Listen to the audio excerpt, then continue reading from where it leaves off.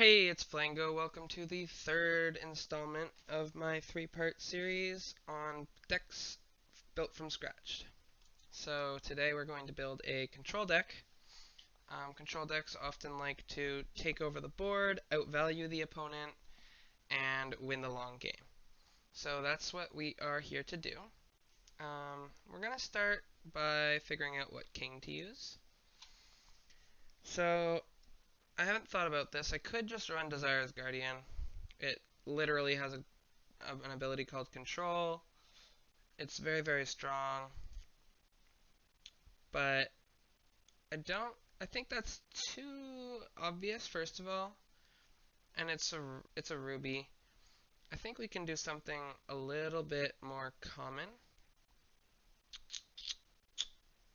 Like, well, Crystal Sage is a ruby too, but I think Crystal Sage, what has spawn? So this is too obvious, Volcano. If you want to play Volcano as king, go ahead. The deck builds itself. It's like the last deck. Hive is not a really great king, so let's do Crystal Sage, actually. So the reason I'm doing Spawn King is because I like, with my control decks, to try to hit the opponent's mana as fast as I can. And Crystal Sage can do that. You know, he just goes at, like, he plays these crystal avatars. If you don't know what avatar is,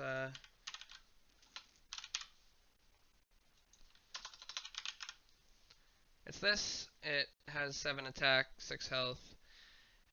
So that's really good for going at your opponent's mana cards. And I like to play Wraithblade on them because that'll let you kill them in one turn. It would be cool if there was another attack buff card that was like 3 attack or 5 or something, but you know, you play with what you can get. So we also want to just find a way to control space. So something that explodes, that pops. I like Geomancer. 15 attack is awesome. Changing terrain to Wasteland is good against water decks, and there are 2 of those in the tower, which, you know, it's always good to play the meta. If you find that you're not, like, you want to play this sort of deck, this control with Crystal Sage, or, well, anything really, and you find that your Geomancer isn't cutting it, I mean, you could run any other card that explodes. You could run Shenlong, water control. I would say Aqua is probably pretty close to a control deck, to be honest. Anyways, now that I have a control card and I have 1 mana card, I think I'm gonna look for, well, I'm gonna look for 1 more mana card probably, because this deck definitely wants something to do with mana here. I think I'm gonna play Soul Collector because in a control deck you just want to kill things, lots of things, as many things as you can. And what else can we run here? So neither of our mana cards come out turn 1, which means that we're not going to be able to play an actual high cost card. So we need something to defend ourselves early. I like Castle Knight, but I don't know, there's something, I play Castle Knight too often. But this deck really goes for value, right? So how much value can you get out of a card? I think Griffin. I mean, Griffin is the highest stats you can get, other than Crabulus. And I won't play Crabulus because I play it too often, but I could play Lesser Vampire. It heals itself, which is really good value. And it has pretty unkillable HP for turn 1, and pretty good health. So here we have a pretty good core of our deck. We have 5 more slots to go. I like to play Wings in this kind of deck. You can also play, well, cards like Explosion are great. If you start to lose, like, so the idea of Explosion is if you're losing board control, that's when you're losing, right? If you have board control, this deck shouldn't be losing, because they can't go anywhere. You have your Geomancer, you have your Griffins, you have your Vampires, like, nothing is safe for your opponent. But if you're running explosion, then when they actually create their main force or whatever, now you have a hard time getting board control back unless you have explosion or something like that goes boom. For me, that's just going to be Geomancer. It only has 15 attack, which might not be as good as explosion, but it's good enough for me. I could run something like Siren. I don't like it. It's kind of weird in this deck, but Aqua can run, like, Aqua Control can run Siren and Shock Leviathan. I could run Barrier for my Crystal Sage. Oh, actually, I think we probably can't get out of Knowledge when we have Soul Collector, Geomancer, and Crystal Sage. Knowledge is just really good for, you can play it on your Crystal Sage and give everything barriers. Now we have one more slot, and we really need to spend our mana. Meteor will get our board control back and combos well with Crystal Sage, but I think it's better to just play Desire's Guardian if you want board control. I'm also considering Stardust Regent because it just controls a lot of the board. Desire's Guardian has a 14 attack shoot, and Stardust Regent has an 18 attack shoot. Okay, well, I'll just do that then. Although Desire's Guardian has the control. So 22 cards is fine for this kind of deck. My concern is that we have too many high mana cost cards. So how many, like we have 1, 2, 3 early game plays. Plus our Crystal Sage, let's try it. We're going to play kind of slower. We'll play 22 cards. Some people play 25 cards every time when they do this. I don't think that it's correct to build 25 card control.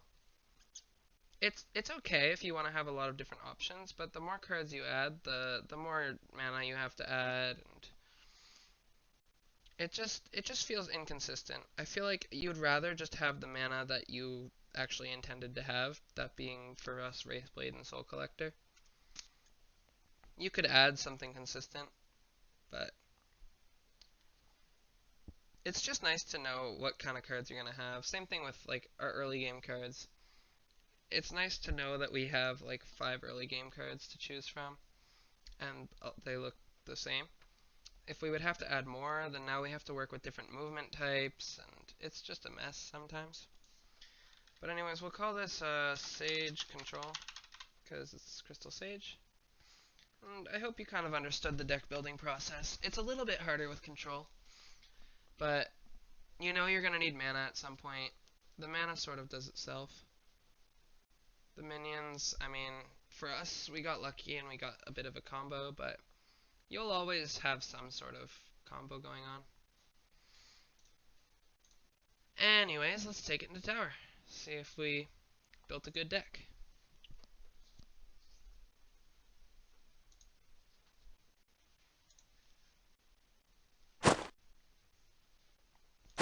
Alright, so effectively he is on a white black square, and he will go to a white square and then a black square. Okay, so I'm gonna play this on, he's on a black square, I'll play it on a black square. So that's here or here. Let's do this one. That was some chess stuff in case you couldn't realize. White is always here, black is always here, white, black, white, black, white, black. You understand how a chessboard looks. And knights have to change. Knights, yeah, in chess, knights, things that move like this with side jump, they have to switch colors every turn. So bishops, or diagonal pieces, have to stay on a color. So if I do it this way, then I can time it so that he moves, and then on my turn, then I'm going to be able to control 2 to 4 of his potential movement spots. Like if he moves here, then he can go here or here or here or here. And you'll notice that I'm covering those spots. Okay, so that's just my first turn. I could have explained that on his turn. Oh shit, I thought I had played a card, but I didn't. have played this lesser vampire. Okay, so like I said, I'm controlling these spots. I'm just with the vampire. And we'll just spawn another one. He has to go backwards or take a hit. I don't have a reason to move. Yeah, so he goes back. Now I don't have any cards that can really control a square that he wants to be on. So I'm looking mostly for something to get me mana. I'm going to play like this. This skewers his Vampire Unleashed. So if he moves, now I'm swinging at that. And he doesn't know that, but I have a Wraithblade. I can play Wraithblade and hit him. Now, in terms of his Vampire, I'm going to play here to cover these two slots. And maybe I'll play here to incentivize him to move. Maybe he'll hit it. So we finally got our mana card. He also just put himself in a really bad spot, so I can now cover both of his options. I can't play Wraithblade and swing. It doesn't kill him. So that really sucks. I can move forward, Griffin, and swing, which might still be the best option. Wait, does that even do anything? 5 plus 2? No, it doesn't. That was a mistake then. I guess I'll play Soul Collector. So move up with Griffin. I'm covering that slot. He probably still walks there or stays alone. We've already got board control, so he does walk and swing here. I can play Wraithblade to get myself this mana, which probably ends up being the correct play. Question is who to give Wraithblade to. I could give it to the lesser vampire and he'll keep himself alive. He has 8 attack. What is this? 8 plus 6, so 14.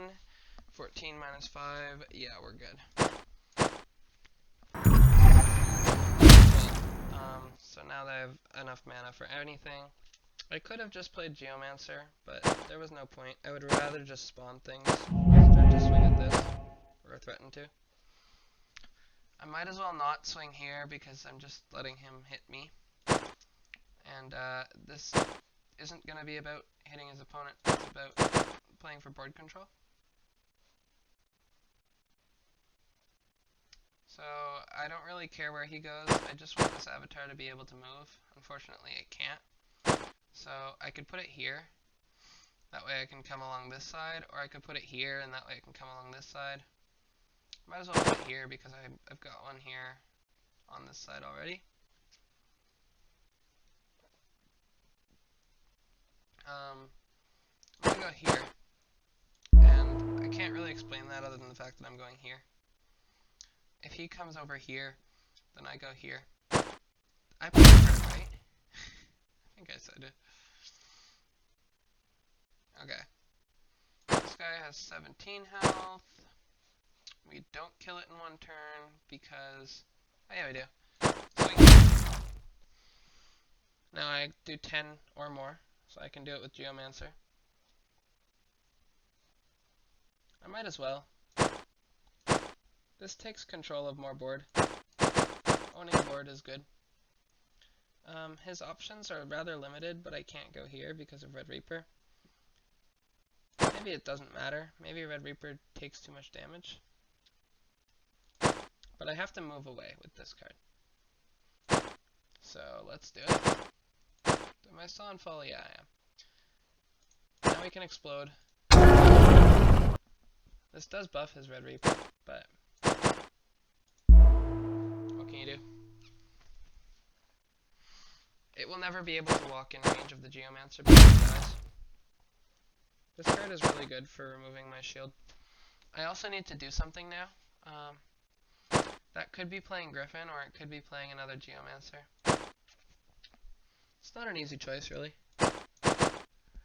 If I play a Griffin, it means I can spawn, and I think that means more to me in this situation. I could also just play Lesser Vampire instead, but I don't know. Griffin can run from Red Reaper.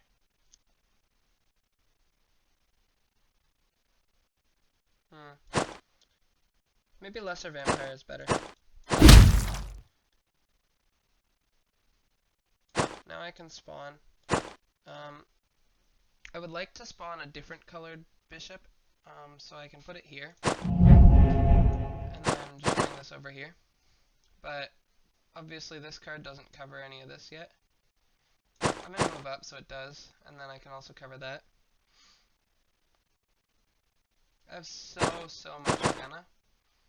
And it's really getting to the point where I should probably have bought a Stardust Regent last turn, but if he keeps his Red Reaper away from me, which he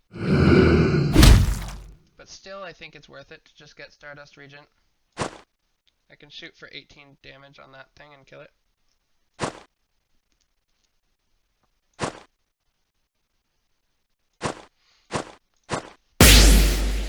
He can obviously come over here. He can play something and swing at me. I have one more defense. Oh no, I have 0 defense.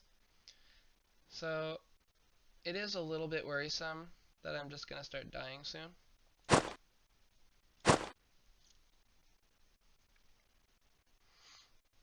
So I think I move up here. It's not worth it to attack right now, but I could back off here. Well, I might as well. And there's no real way to cover that square. I can go here and then cover this. This will die, potentially.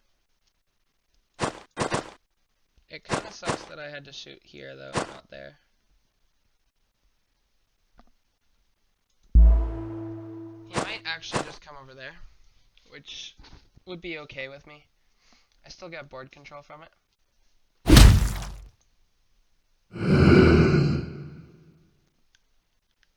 Cool. It would be great to go after his mana, but it doesn't look like it's going to happen. I can advance and shoot that, which probably feels like the strongest play. I'd like to move this card first. So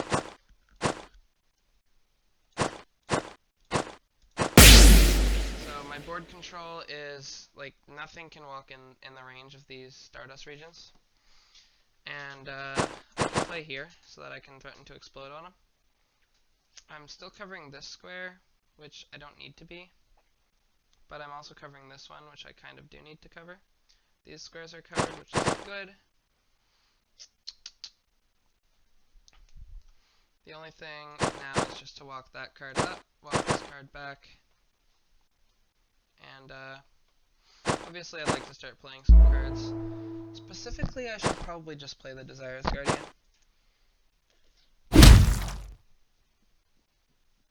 I have a lot of mana, so I should have played this a long time ago.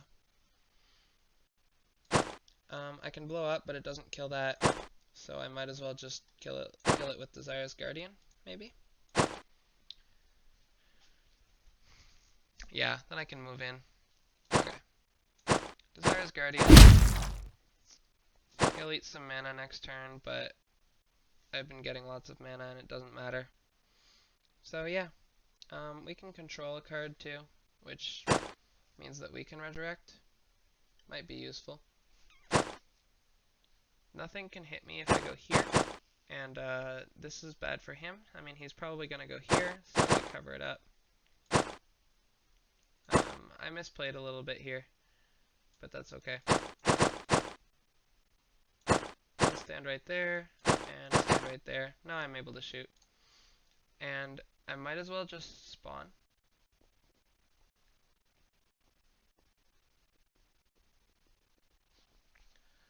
Well, I have two options here. I can spawn, but if he plays a card that swings for 12, he can't, so I might as well just spawn. Cool. That's a pretty solid turn. Desires Guardian should finish him off. Oh, he could have killed me with the Red Reaper.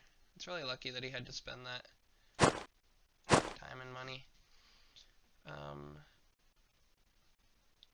might as well shoot this one because I'm trying to outvalue him. He has these two spots, but I explode on both of them, and my Desirous Guardian can kill him on both of those. So, I mean, it's awkward because I don't really want to mana or shoot. I guess I'll just control this. I can move in, which threatens to kill him still, but also covers that spot and anything back here, and means that he can't stay still. Now, this card is already covering those two squares, so I can move this card up, maybe. And this card in, so that now it's closer to that square too. I'll also cover that square.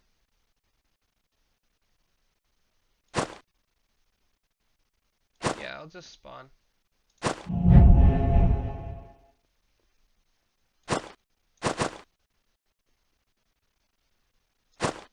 I could also play wings, and that would stop him more. And knowledge is often good. It doesn't give the defense because I've already lost the defense, so that sucks. I'll get better and better at playing this deck. The first round is always really slow. I'm okay with trading here, obviously. Big shoot. If I possessed his card, then he would be dead by now. I'm sure there's a way to have killed him too this turn. Oh, there still is. I can play wings. Kill him. Alright, well, good first round. Let's try for a quicker second one. Yeah, this deck is going to be somewhat troublesome because Shenlong is going to just kill me.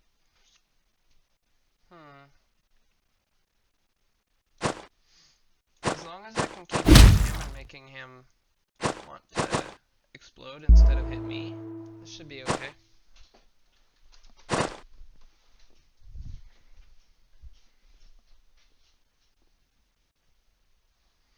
I can probably just cast wings on Shenlong, to be honest. Now that I'm like, well, wings on Shenlong doesn't even do anything. Because he can just follow me.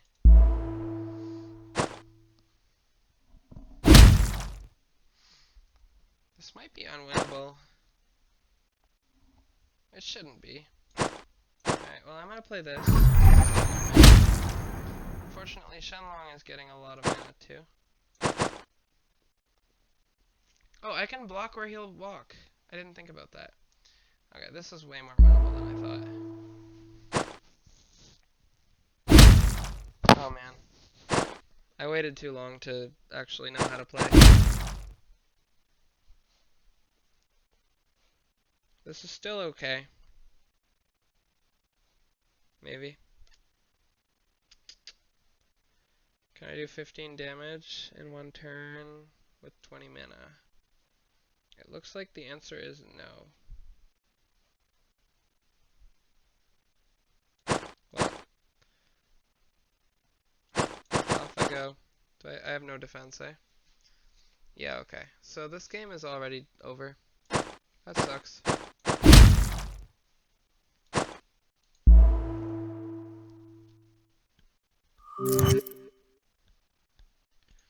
Well, GG.